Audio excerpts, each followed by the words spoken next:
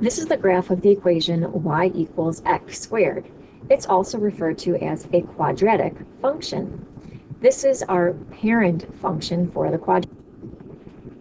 And so we can see the visual representation and our tabular representation for this parent quadratic function.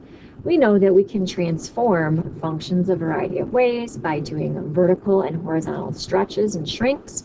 We can shift things to the left and right. We also can shift them up and down. So if we examine this parent function, that will help us look at some patterns as to how we can transform it going forward, just like we did previously with our exponential functions. So when we look at our graph, a couple things that we look at are x-intercepts, y-intercepts. We talk about the domain and range, axis of symmetry.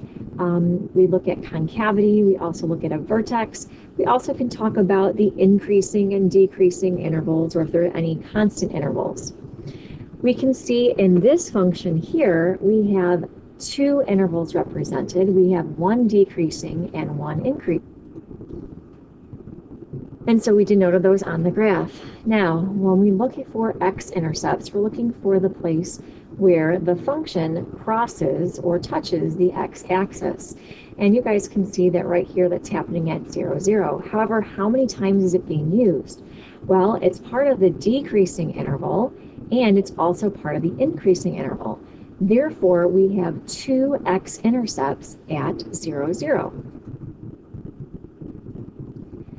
And again, we also marked it in the table. Remember, your x-intercepts have an output of 0. So that's another way that we can find those if we don't have the visual representation. Now, if we're looking for a y-intercept, we know graphically that's a place where it crosses the y-axis. And if it's crossing the y-axis, that means it has an input of 0. Well, for this function, it happens to be the same place at 0, 0.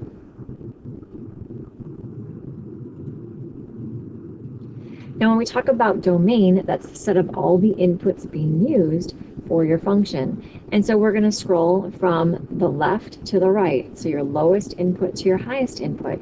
And we can see that our function is continuing on each direction, so that means we don't have a limitation on what kind of inputs we can use from the left or to right on the graph. So to represent that, we're going to have a parenthesis, negative infinity to positive infinity in your right parenthesis. So it's the set of all real numbers being used for your domain. The range is talking about the set of the output values being used. So how low to how high is it going?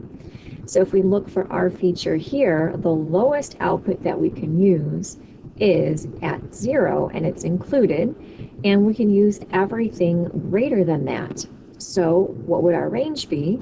Well, to show that 0 is being used, we should have a bracket, 0, comma, and to show that it's going to continue on forever, we'll have our positive infinity parentheses. Now, when we talk about symmetry, that's where we could draw a line or place a mirror so that we would have a reflection that's exactly the same on the other side. So could we do that to this graph?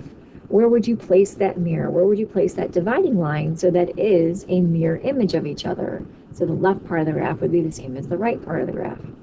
So for us, our axis of symmetry would be going right down here at x equals 0. So we're going to draw that in, and notice how it's going to be an equation to represent it.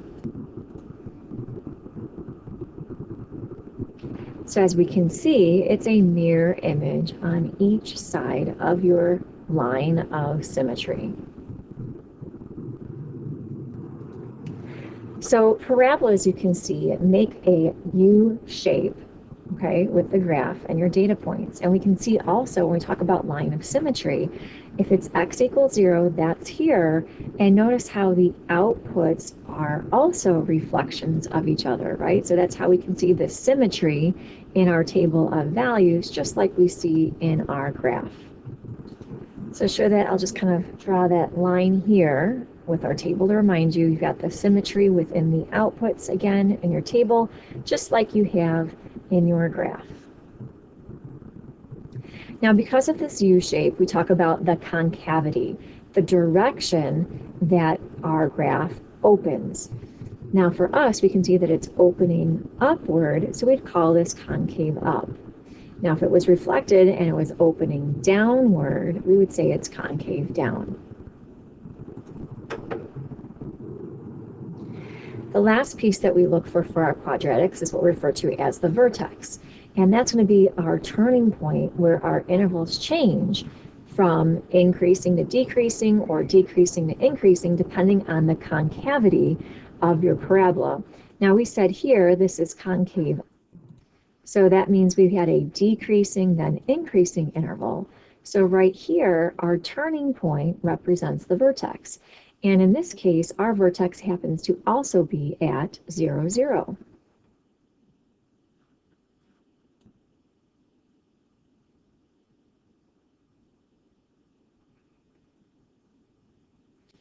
So those are some of the key features for our quadratic function. Again, this is our parent function.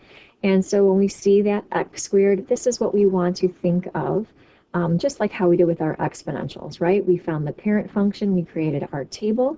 We know what it looks like graphically. We know the locations of the x-intercepts, y-intercepts, axis of symmetry, the vertex. We can talk about the domain and range as well as its concavity.